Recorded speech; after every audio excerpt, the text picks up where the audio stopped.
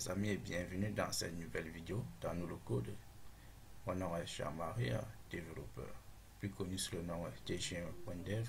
Dans cette vidéo, je vais vous présenter 3 astuces qui pourront améliorer votre condition de travail en tant que développeur. Alors aujourd'hui, si vous êtes développeur côté backend, si vous utilisez des langages côté serveur tels que le PHP ou le Java, ok, c'est que réellement vous faites souvent face aux bases de données. Donc là, dans cette vidéo, on va utiliser PHP. Donc pour les développeurs qui utilisent PHP, très souvent ils font face aux bases de données telles que MySQL pour créer, pour dynamiser votre site internet ou bien vos applications. Dans ce niveau, très souvent ce qu'on a à faire, c'est taper au niveau de notre browser PHP admin, ok, PHP myadmin pour arriver au niveau du dashboard de PHP myadmin qui nous permet de créer nos différentes bases de données ou nos différentes tables. Donc là, on va taper à localhost vu que nous sommes sur un local PHP myadmin. Donc en gros, si je tape sur Mitsubishi, ok, donc déjà on va voir le problème qui se passe. Lorsque vous êtes connecté à internet et que vous tapez PHP myadmin, vous êtes redirigé au niveau des résultats. Donc là, on va fermer ce Mitsubishi. Je vais là, c'est nouveau. Je vais taper en gros encore localhost slash. Tu peux taper n'importe quel Mitsubishi. On est en train de chercher. Oups, ok, je peux arriver à ce niveau localhost. Ok, ou du moins, si vous voulez changer localhost via son adresse IP 100.127.0.0.1, ok, cela va fonctionner. Donc, c'est là en train de chercher notre dashboard PHP myadmin. Donc là, on voit l'ensemble de mes bases de données. Ici, on peut créer notre base de données, ainsi de suite, ok. Donc là, on va créer notre base de données. Je vais l'appeler par exemple login, ok. Donc je vais l'appeler login. On va chercher l'encodage. Là, on va choisir l'encodage UTF-8 général. Et oups, UTF-8 général et boum. Là, on pourra créer notre base de données. C'est fait.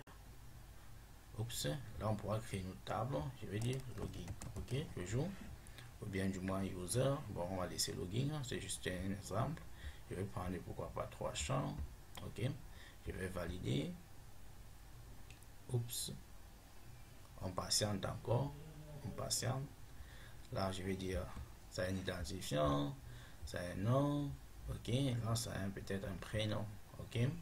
Donc là, identifiant c'est int, le nom c'est un varchar, prénom c'est un varchar. À ce niveau là, je vais mettre 255 pour élargir le champ de test 255, vu que on a l'identifiant, ce sera auto-incrémente, ok. Donc, et boum les gars. Donc, on dit que pour être auto-incrément, ça doit être prérequis, ok. Donc, je vais valider, et boum les gars, notre table a été créée. Donc réellement, c'est cette convention ce qu'on suit lorsqu'on crée nos applications, que ce soit les API ou bien tout simplement des applications classiques, ok. Donc déjà notre table a été créée, on a eu à créer notre base de données login avec notre table login, et on tout simplement s'en va au niveau de la structure, ok. On a notre structure. Alors les gars, si c'est pas si vous remarquez comment on a eu à prendre beaucoup de temps pour créer ce petit Mitsubishi là. Donc, essayons de voir en invite comme commande, ok, comment le faire de manière assez rapide. Donc, je vais aller au niveau de ma console, là. Comme ça, là, j'utilise Commando. Alors, tout simplement, Commando, c'est une console assez un peu customisée qui intègre certaines fonctionnalités.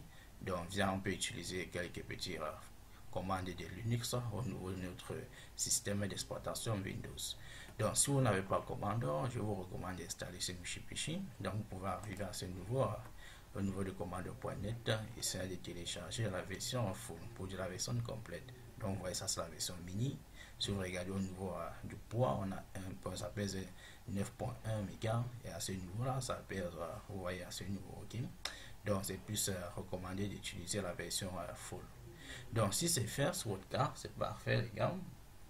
Ce qu'on va faire, c'est envoyer à PHP au niveau de notre invite de commande. Donc si vous tapez PHP, si vous avez PHP au niveau de votre invite de commande, PHP-26, vous aurez réellement la version de votre PHP disponible au niveau de votre invite de commande.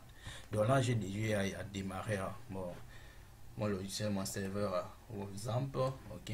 Dans ce niveau, j'ai démarré le serveur Apache, j'ai démarré le serveur MySQL Ok, donc là c'est parfait. Ce que je peux faire, je vais dire MySQL pour arriver à tirer route à ce niveau là, vu que je n'ai pas de mot de passe, je n'ai pas précisé de mot de passe. Donc à ce niveau, si je mets show database, ok, ça va me lister l'ensemble de mes bases de données. Et voilà notre base de données login qui a été créée. Pourquoi pas, on va essayer de le supprimer. Et pour supprimer database, nom de ma base de données, pour supprimer ma base de données, et boum les gars, normalement notre base de données est supprimée, c'est parfait. Donc si je mets sur database, normalement on devrait avoir cette base de données là. Donc là on a eu à créer notre base de données. Vous voyez les gars que lorsqu'on utilise l'interface PHP-MyAdmin, qui est rien d'autre qu'un site web, si vous regardez à ce niveau, on a PHP, ok, ça indexe ces fichiers ici, .php. Donc PHP-MyAdmin c'est une interface, c'est un dashboard pour vous permettre de créer vos bases de données, vos tables, ok, dans la gestion de votre base de données. Mais tout simplement c'est un site fait en PHP. Donc lorsque vous faites une requête, lorsque vous venez créer une base de données, ça va faire une requête, vu que c'est un formulaire, ça va faire une requête. Lorsque vous voulez créer votre table, ça va faire une requête.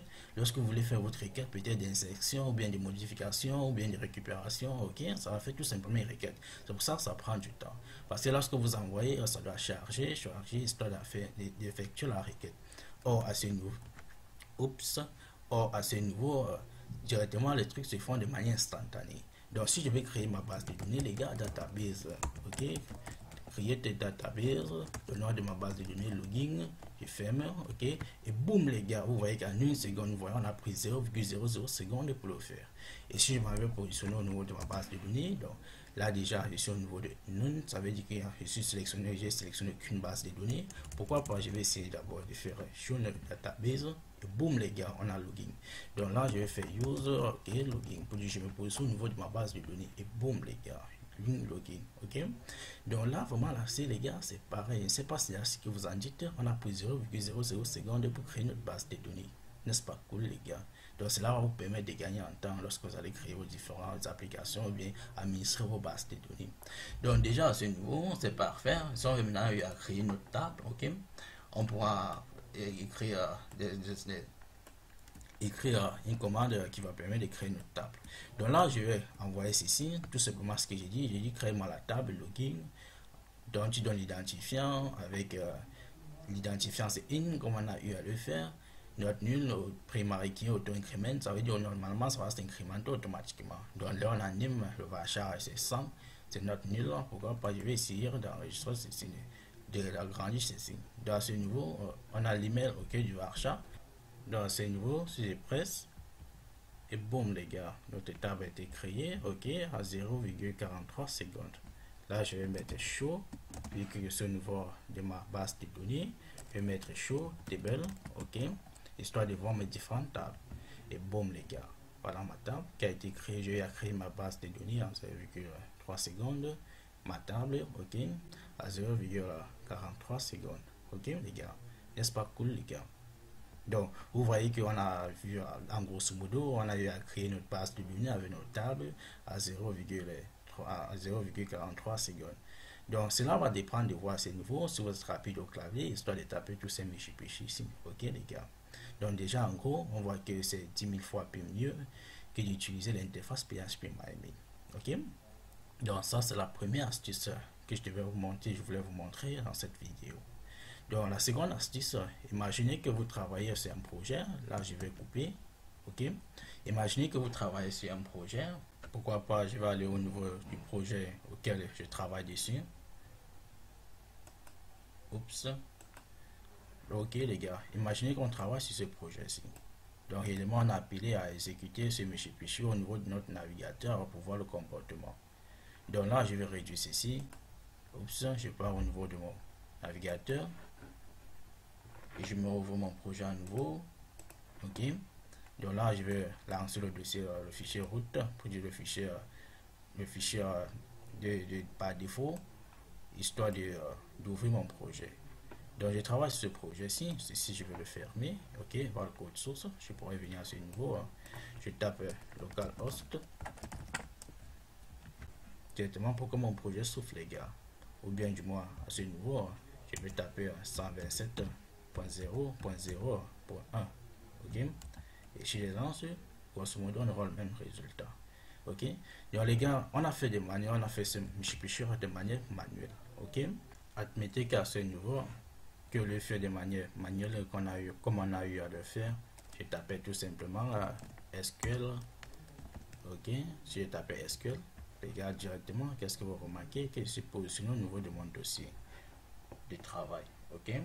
Donc si je me rends à ce niveau, on va voir que c'est cette même ok, c'est ce même chemin ici qui a été passé à ce niveau. Si vous pouvez le voir, c'est ce même chemin à ce niveau, ok. C'est ce même chemin ici qui a été passé, ok.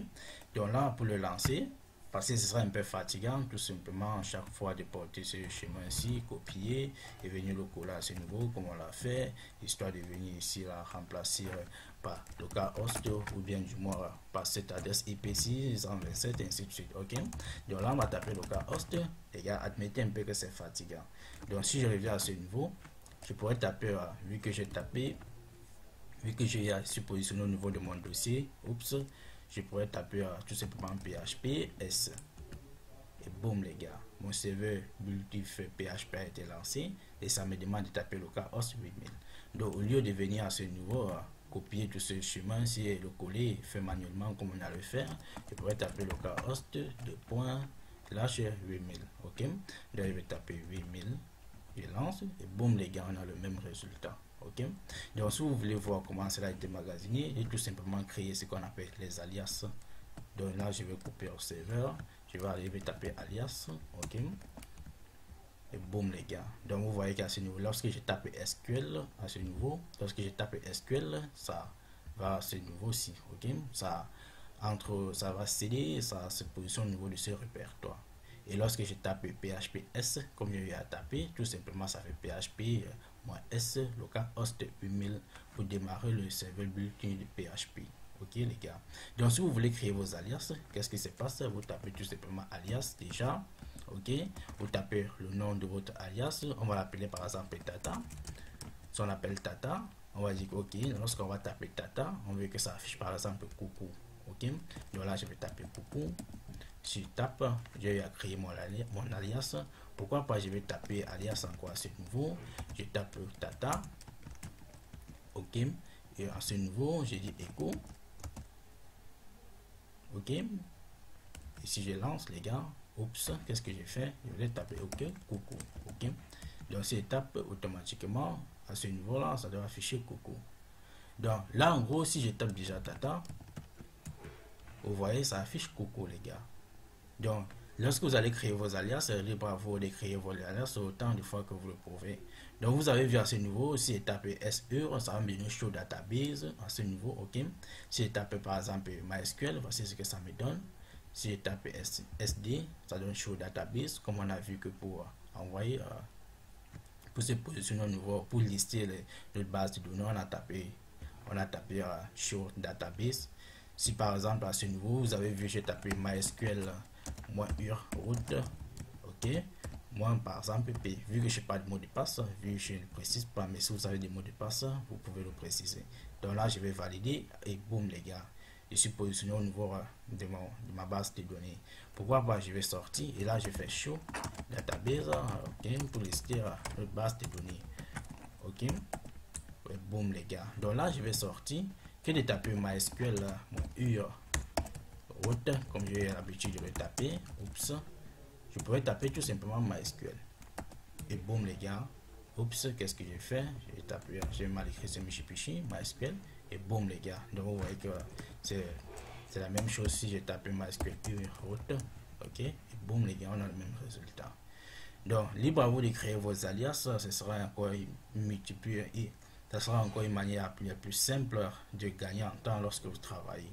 Donc déjà aussi au niveau, oui, pour rendre, oups les gars, excusez, pour rendre PHP au niveau de l'invite de commande, qu'est-ce que vous pouvez faire? Vous pouvez entrer tout simplement dans votre variable système, ok, vous entrez dans votre variable système, variable d'environnement, vous venez sur le dossier PAF, ok, et vous chargez le fichier exam.php à ce niveau, ok. Donc si je rentre au niveau de mon dossier, je vais aller ici dans XAMPP, on me demande de charger le fichier exam.php, voici, ok. Donc je charge ce chemin ici au niveau de mon PAF. Donc je vais au niveau de mon path. Si vous n'êtes pas, si ce n'est pas le cas, vous pouvez cliquer sur New et vous collez tout simplement ce Mitsubishi ici comme ceci. Donc là je vais l'effacer vu que je l'ai déjà. Alors lorsque vous collez, vous pouvez faire OK, OK, OK, histoire de le sauvegarder. Donc ce que ça va faire à ce niveau, ça va aller au niveau du fichier .php, lancer le fichier php.exe, OK, histoire de rendre PHP disponible au niveau de votre invite de commande. OK, quand cela sera fait, vous pourrez tout simplement taper déjà OK, MySQL, .ur, ça dépendra comment vous avez à configurer votre système. Donc MySQL, .root, et vous pouvez accéder à votre base de données via l'invite de commande. Alors si c'est fait les gars, c'est parfait et c'est content pour vous. Et je voudrais comme troisième astuce m'intéresser sur ce Mitsubishi de php.myadmin. Donc lorsqu'on veut dialoguer avec php.myadmin, on tape slash php.myadmin. Ce qui fait que lorsqu'on presse, souvent lorsqu'on est connecté, ça nous renvoie d'une recherche. Ok les gars, c'est un temps un peu fatigant. Donc là, ce que je propose, que de taper php.myadmin. Ok, que de taper localhost. Oups les gars, localhost.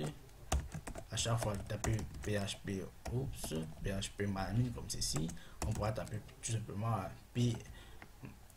PAS pour dire que peut-être PHP pour dire PAM, ok, pour PHP.myadmin, ok. Donc de taper ça, vous allez voir que ça va pas exister normalement, on va dire introuvable. Donc déjà si vous vous rendez au niveau des AMP, déjà on va se rendre au niveau des AMP. Si vous allez au niveau d'Apache, comme vous ai dit, Apache c'est tout simplement un serveur web. Donc si je rentre à ce niveau, on a la possibilité on a activé notre serveur web Apache, on a activé notre serveur de base de données MySQL. Ce qui fait que si on désactive ce Mitsubishi, on ne pourra plus avoir accès au niveau de notre système. Donc là, je vais par exemple le stopper à ce niveau. Oups, je le stoppe. On attend quelques minutes. Donc il n'est plus actif. Donc ce que je vais faire, je vais essayer de sortir et de taper mon route. On aura un problème vu que ce n'est plus activé. Ok, et boum les gars, on n'arrive pas à se connecter au serveur. Donc là, je vais là, ok, d'ouvrir à nouveau. Donc lorsqu'on tape php.myadmin, ce que ça fait, c'est utilise, vu que ça n'utilise pas de base de données, on n'a rien à stocker au niveau de la base de données. Tout simplement, ça utilise le serveur Apache pour lancer la requête via le protocole HTTP. Donc je vais venir à ce niveau. Si je désactive Apache, je pourrais venir à ce niveau. Ok, si je tape php.myadmin comme on a le faire, par exemple si je vais entrer à ce niveau, et boum les gars, ce ne sera plus possible. Ok, donc ouais, ça scroll, on dit qu'il est introuvable parce que j'ai eu à ce niveau, on ne peut pas accéder à l'application, au dashboard php.myadmin. Donc si je reviens, je vais l'activer de nouveau. Ok, je vais le démarrer de nouveau.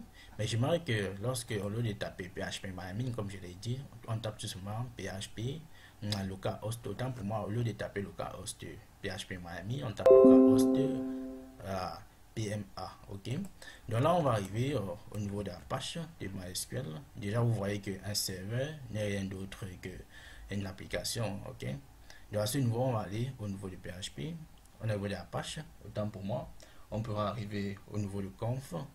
Donc on cherche le dossier conf. Ok, et ensuite on cherche le dossier extra. Boum les gars, on pourra arriver à ce niveau-ci. Ok, bon, httpd zamp.conf. Donc on va l'ouvrir. Pourquoi pas, je vais essayer de l'ouvrir. Vous pouvez l'ouvrir avec votre IDE. Mais moi, comme je ne veux pas que ça perde de temps, je vais l'ouvrir avec un fichier classique. Donc l'ouvrir avec. Oups, on attend un petit peu. Donc là, je vais sélectionner un fichier. Je vais l'ouvrir à ce niveau. Ok, donc je vais descendre. Les gars, ce sera un peu difficile en ligne. Mais on va faire avec. Ok. Oups.